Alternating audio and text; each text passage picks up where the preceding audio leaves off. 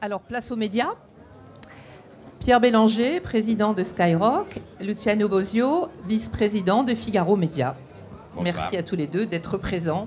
Alors, Pierre Bélanger, moi je voulais savoir, est-ce qu'on peut encore faire rêver les jeunes? Et puis, quelles sont les clés pour leur parler à ces jeunes, pour entrer en conversation avec eux? Est-ce qu'on peut entrer en conversation facilement?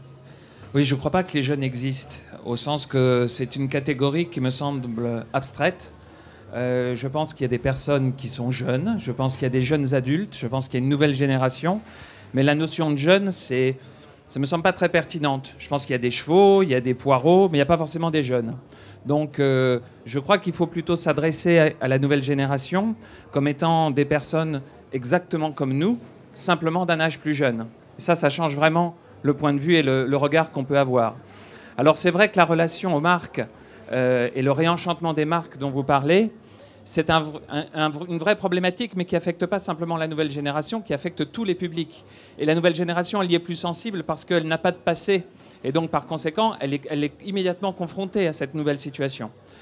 Les marques avant étaient une religion, c'est-à-dire qu'on suivait une marque comme ça, presque, je dirais, dans une adhésion mystique. Aujourd'hui, c'est une relation. Et cette relation, elle se construit au travers d'une réalité, au travers d'un contact, au travers d'une conversation surtout. Et cette conversation, elle est sur Internet, elle peut être aussi à la radio. Et donc, par conséquent, on est au cœur maintenant d'un changement de monde. On passe de la religion à la relation.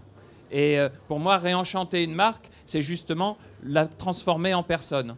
On voit aujourd'hui sur les réseaux sociaux que les personnes deviennent des marques, mais les réseaux sociaux nous amènent aussi quelque chose de nouveau, c'est que les marques deviennent des personnes. Et c'est cette nouvelle interaction-là, c'est cette nouvelle équation, je dirais, de la communication sur Internet qui est au cœur de ce que vous développez avec le réenchantement des marques. Oui, mais alors les jeunes, alors d'accord, il n'y a pas les jeunes, mais enfin malgré tout, vous vous adressez quand même à un public. À la nouvelle génération. La nouvelle génération. Alors cette nouvelle génération, elle n'est pas quand même un peu désabusée, justement, par les marques qui lui apportent peut-être plus qu'elles devraient lui apporter? Faisons pas une différence avec notre propre comportement. J'ai entendu, mais regardez, les jeunes, ils peuvent faire plein de choses en même temps, etc. Ils peuvent écouter, faire ceci. Mais regardons nous-mêmes. Je veux dire, quand on fait une réunion, quelqu'un va sortir son BlackBerry, va commencer à faire des trucs, etc. On est devenus tous multitâches. Donc encore une fois, on n'a pas un public qui est différent. On a un public peut-être qui est plus en phase avec l'époque. Mais c'est surtout l'époque qui définit. C'est pas la génération qui est différente.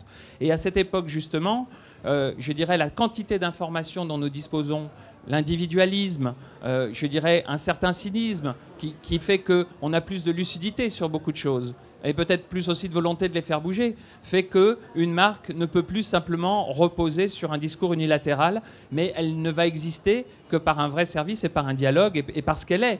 Je pense qu'aujourd'hui, la meilleure publicité, c'est ce qu'on est, puisque en tous les cas, partout où on va s'exprimer, tout le monde y aura accès. Alors, on passe à Figaro Média. Luciano Bosio, bonjour. Bonsoir. Vous êtes vice-président de Figaro Média. La régie, c'est ça, du groupe Figaro. On parlait de consistance, on parlait d'unilatéralité. Vous définissez vous-même, je crois, comme la régie de la consistance et de la convergence. C'est bâti sur quoi? Parce que les titres que vous représentez sont extrêmement différents. Écoutez, d'abord, moi j'aime beaucoup ce qu'a dit Pierre sur les jeunes. J'écoutais avant, quand même, le président de Petit Bateau rappeler que sa marque avait été créée, me semble-t-il, en 1890. Alors, Le Figaro c'est une marque qui date de 1826.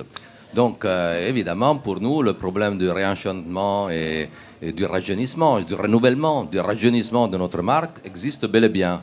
On mentirait si le problème n'existait pas. Et d'ailleurs, nous l'avons trouvé. Quand je dis nous, c'est la génération de nouveaux managers qui sont arrivés au Figaro en 2005 avec Francis Morel et Pierre Comte. Et on a fait un pari. On a fait un pari qui effectivement ressemble un peu à la problématique que traitait Pierre, c'est-à-dire ne pas avoir les yeux rivés uniquement sur les statistiques, arriver aux statistiques un jour ou l'autre, nous commençons à y être, mais d'abord commencer par réenchanter le contenu. Et on a fait un pari, un seul, c'est de dynamiter la marque Figaro par l'investissement sur le numérique.